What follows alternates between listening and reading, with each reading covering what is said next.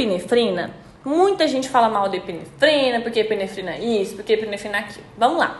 A epinefrina ela é liberada até 0,1%, isso. Até 0,1% ela é liberada.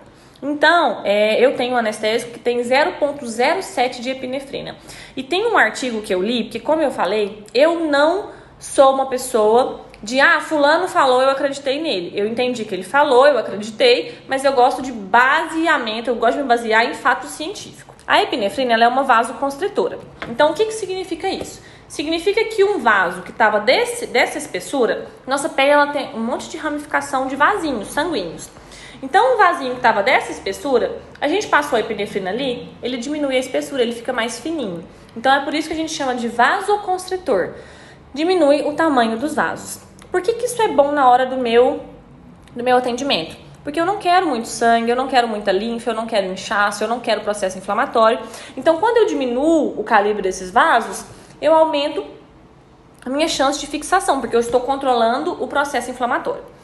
A epinefrina, eu li um artigo uma vez, científico, com base científica, falando que a epinefrina, ela ajuda o anestésico. Então, ela é muito boa. Por que a gente tem medo de anestésico? Porque anestésico, quanto mais eu uso, por quanto mais tempo ele fica na pele, maior o risco de toxicidade para o meu organismo. E aí, maior a diferença de pressão que ele causa. Porque quando eu passo, por exemplo, anestésico aqui no braço, aqui vai ter uma pressão diferente do resto, porque eu vou ter uma vasoconstrição. E vem daí o medo que a gente tem dos anestésicos. Por exemplo, o Dermomax. O Dermomax é um anestésico pele fechada que tem 4% de lidocaína. Que aí fizeram um estudo. Por exemplo, pegaram o Dermomax, testaram lá. Ele tem ação de 10 minutos, depois de 10 minutos ele já está perdendo a ação dele, tem que repassar. Aí misturaram a mesma lidocaína, 4%, com um pouquinho de epinefrina.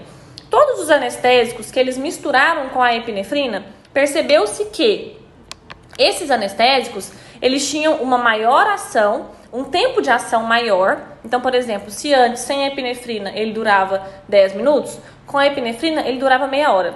E esse tempo de ação maior se dava por causa da epinefrina na composição.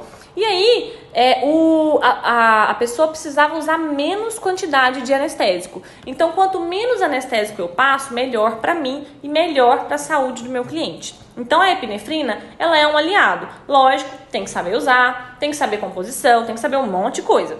Mas a epinefrina, ela é um aliado, ela não é um vilão. Agora, vai usar? Beleza, saiba usar, aprenda a usar, estude para usar. Não é só comprar um negócio e passar.